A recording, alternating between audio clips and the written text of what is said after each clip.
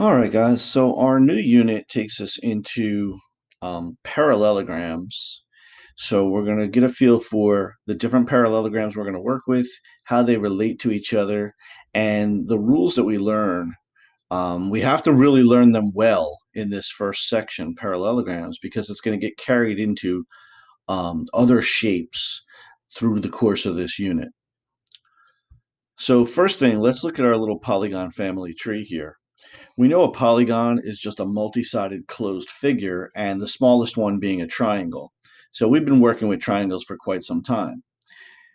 Now we step up to quadrilaterals, and you can see on the screen some of the ones that we're going to work with. Now, we're not going to spend a lot of time on all of them, but we are going to touch on most of them.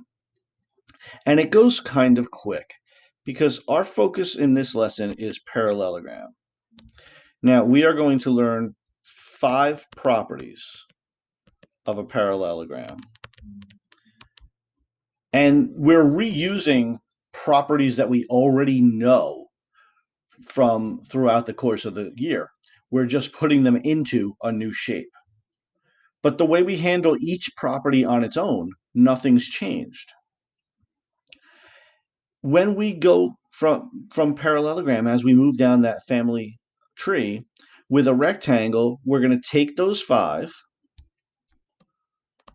and then we're going to add 2.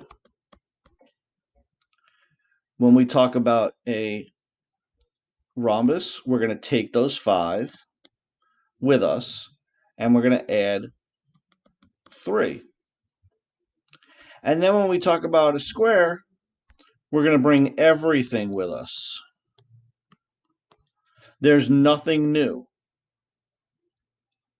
So in a rectangle, we have a total of 7. Rhombus, we have a total of 8. And in a square, we have a total of 10 properties. So the ones that we learn now, the 5 for parallelogram, are really important because we're going to carry them forward with us throughout the rest of the unit.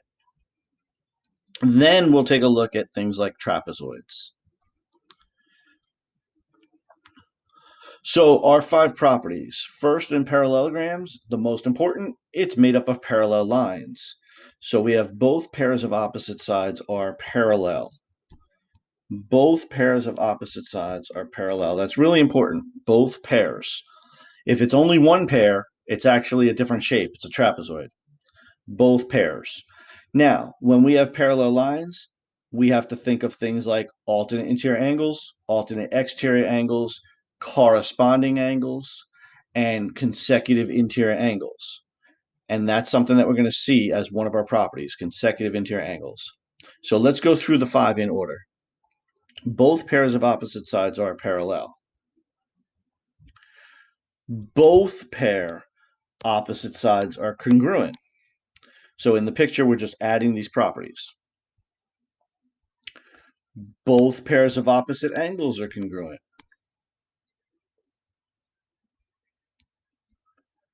Consecutive interior angles are supplementary. So we just say consecutive because, well, they're all on the interior. So consecutive interior angles are supplementary. These are based on parallel lines. Consecutive interior angles are supplementary. And again, something we already knew, but we have to apply it in this new shape.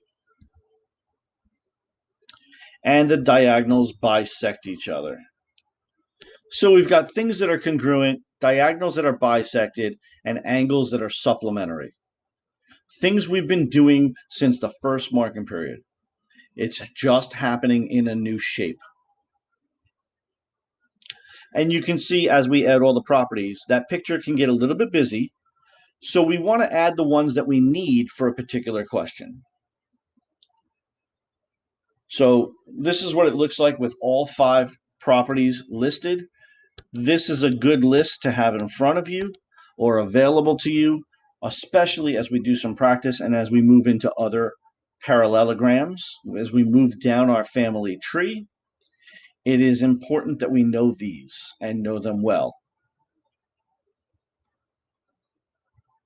So I have a question here. What observation can you make about the triangles created by the parallelogram with the diagonals drawn in?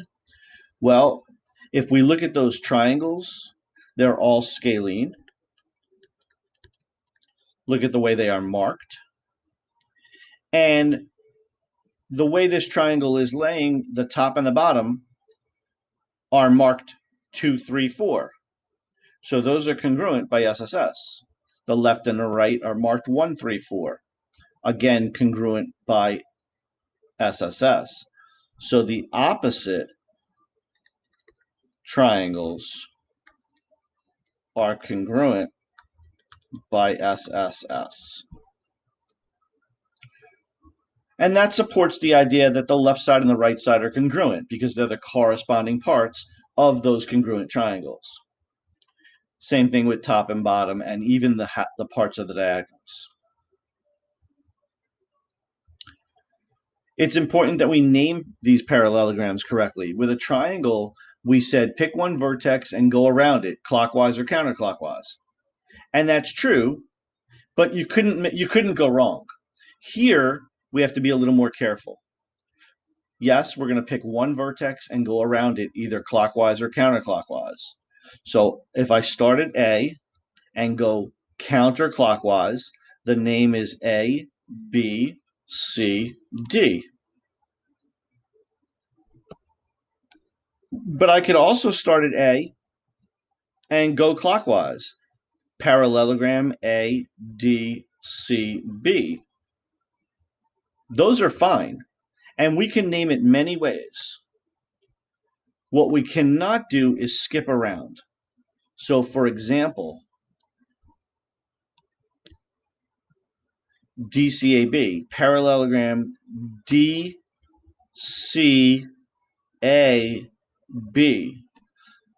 That's not tracing out the parallelogram. So we cannot name it that way. When we have to draw it ourselves, we have to be careful. It's not that difficult, but we do just have to be careful. And we can use the symbol of a parallelogram in front of the shape, in front of the name. And again, there's several ways to name it.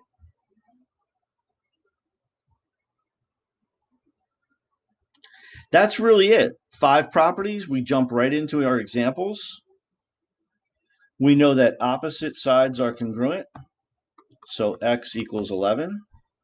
Opposite sides are congruent. Y equals 8. Again, opposite sides are congruent. So 7 equals b plus 2. And b is 5. Opposite sides are congruent. A minus 3 equals 14. And A equals 17. Number 3, opposite angles are congruent. M equals 101 degrees. So we're just applying the properties that we just discussed. Opposite angles are congruent. 4n equals 76. And of course, we're going to divide. So 76 divided by 4, n equals 19. Number 5, opposite sides are congruent. C minus 5 equals 20. C equals 25. Opposite angles are congruent. 68 equals D plus 15. When we subtract 15, we get D equals 53.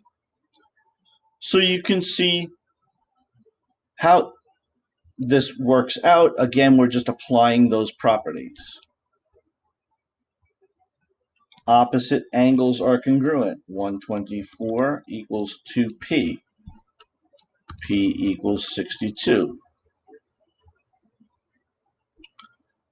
Opposite sides are congruent.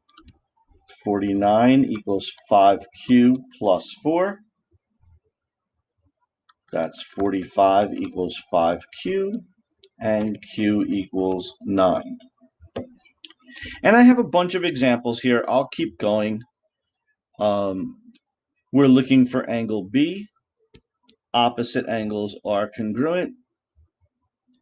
So angle B equals 119.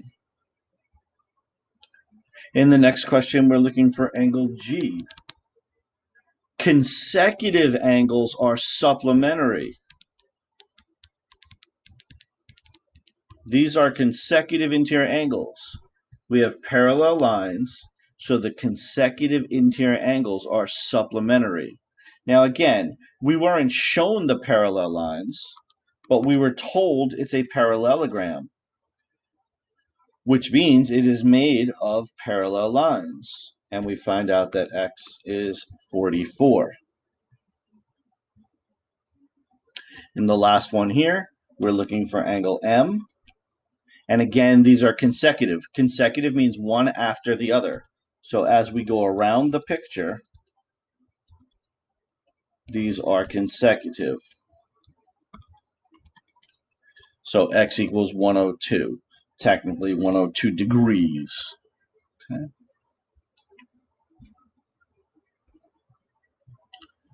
Pictures get a little bit busier. Now we're working with the diagonals, but remember our rule, the diagonals bisect each other. Both of them are bisected. So the parts of each diagonal are congruent. Now, we did not say that the diagonals are congruent, but both diagonals got bisected.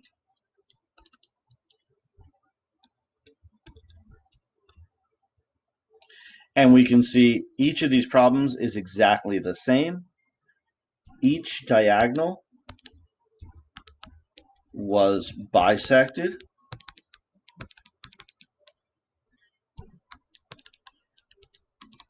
And we can solve for whatever variable we have to.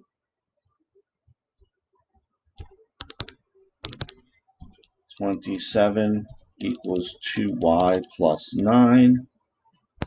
That's 18. And y equals 9.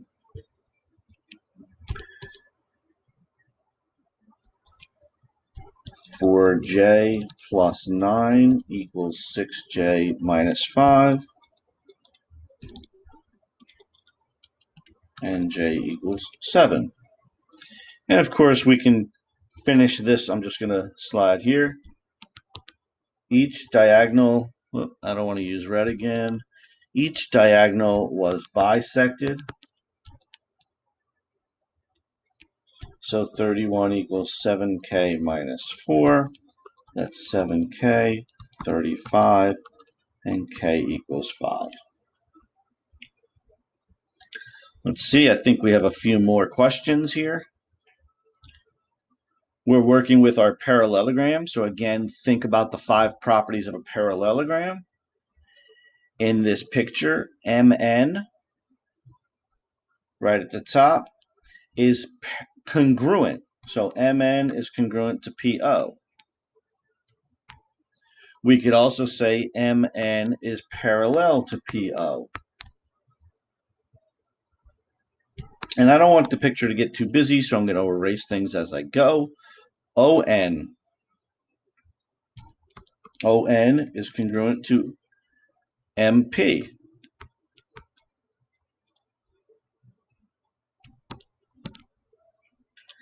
Angle MPO. So I want to find that. Number 16. Angle MPO. MPO. That's this big corner.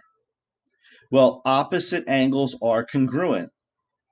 So we're going to go up to the opposite corner, and we're going to take that big corner. So we could say angle MNO. Opposite angles of the parallelogram.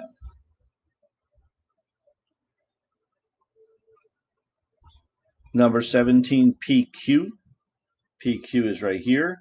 The diagonals were bisected, so PQ is congruent to QN.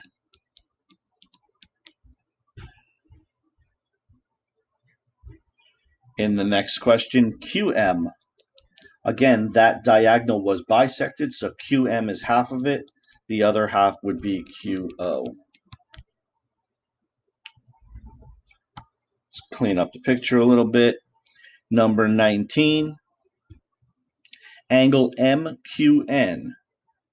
MQN. Well, MQN, that's a vertical angle. So the old stuff that we've been working on all year long does not go away. Vertical angles. That's not new for this section. That's something that we've been doing for a long time. And finally, the last one here, angle NPO. NPO. So it's not the whole corner, it's just that piece. Well, we have parallel lines. So that means we have alternate interior angles. So it is congruent, NPO is congruent to PNM, alternate interior angles. The previous question was vertical angles. So none of our old knowledge is going away. We are using everything we've ever learned. We even saw congruent triangles in the picture. So we are doing everything all inside this parallelogram.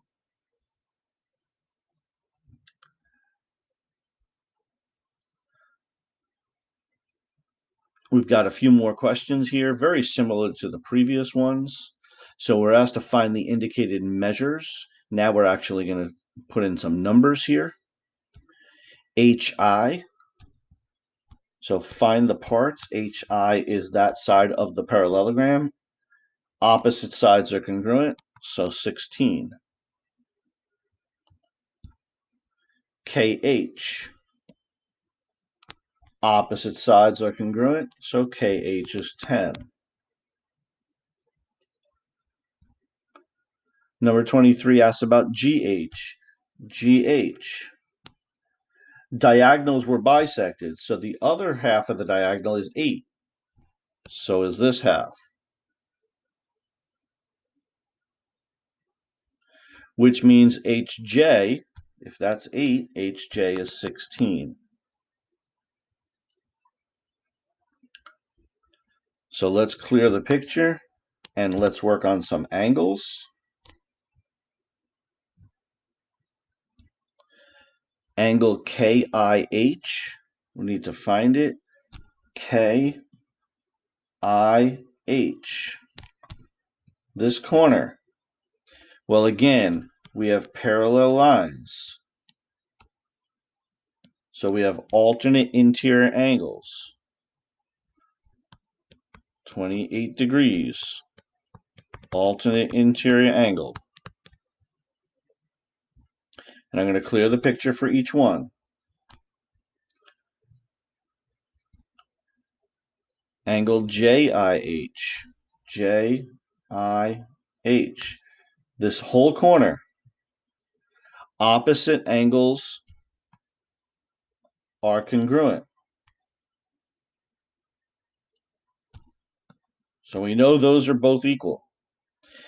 But we don't know that other one. We don't know that opposite one. So that one's not going to help. It's not going to work that way. We need a different rule. Okay. Consecutive right here, 84. So consecutive interior angles are supplementary. So 84 plus angle JIH equals 180. So angle JIH equals 96 degrees. I tried the opposite angle, but I didn't know it. So I had to go with the angle next to it. I tried something, it didn't work, so I backed up and tried something else. Number 27, angle KJI. KJI. Well, opposite angles are congruent. So looks like it's 84 degrees.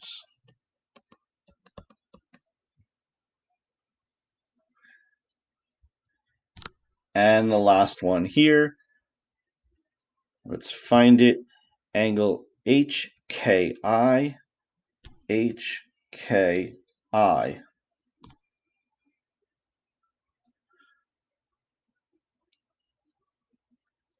Well, we've got to be a little creative here.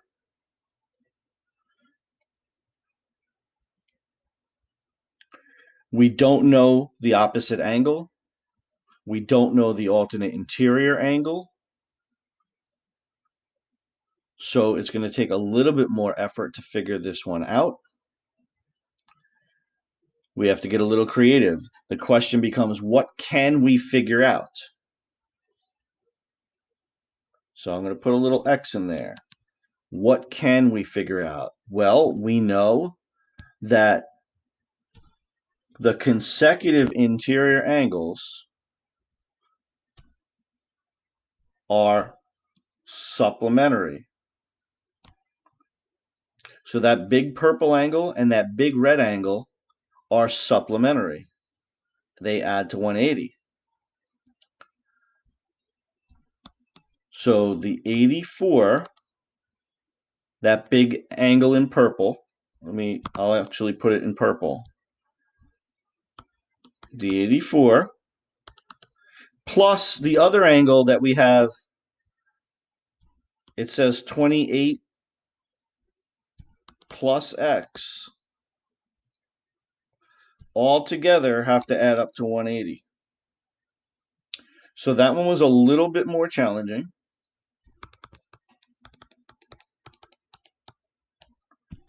But we can certainly work that out. And we find out that it's 68 degrees.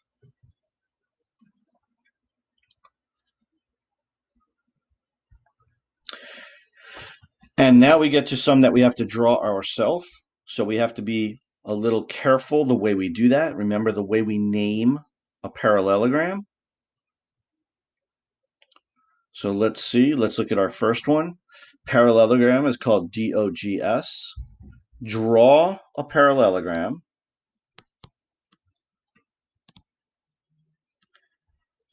Start in one corner and go right around.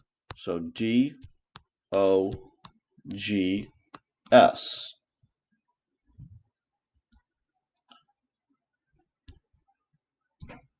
So we drew the parallelogram. The diagonals bisect at A. So the diagonals bisect each other. So fill that in. The first diagonal got bisected. The second diagonal got bisected. And it all happened at a point called A. Now let's see what they're telling us. DA and OA. So I'm going to fill that into the picture. DA is 16. OA is 8. Now, in my picture, the 8 looks longer than the 16. That doesn't matter. That's okay. The picture is there so that you can see all the parts. It's just not drawn accurately. So finally, we were asked to find two things, the measurement of DG and the measurement of OS. So looking at DG, D all the way to G. Well, the diagonals bisect each other. So if that side is 16, this side is 16, and DG equals 32. And we're going to say the same thing about OS. OS, if one side of it is 8, the other side is 8, so OS is 16.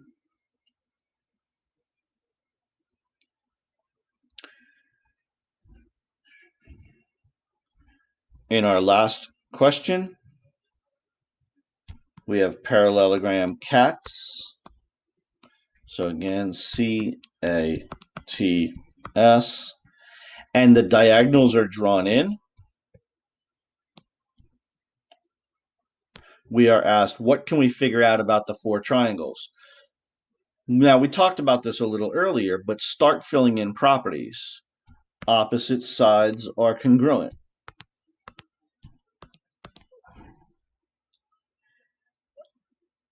Diagonals bisect each other. So that diagonal was bisected, and that diagonal was bisected. 4. So now we can see we have 4 scalene triangles. Opposite triangles are congruent by SSS. So we can say we don't have a point in the middle, but otherwise we can name them. This triangle and that triangle. We don't have a point in the middle, so we can't name the triangle per se. So I'm just going to do this. I'm going to say triangle 1 and triangle 2. And then triangle 3 and triangle 4. Again, I can't name them correctly because we were not given the point of intersection, but it is the midpoint of each segment because each segment was bisected. Okay. So we have the 5 properties of a parallelogram that we need to know very well. Both pairs of opposite sides are parallel. Both pairs of opposite sides are congruent. Both pairs of opposite angles are congruent. Consecutive interior angles are supplementary, and both diagonals are bisected. They bisect each other. All right, let's do some practice, and we will pick things up with the next section.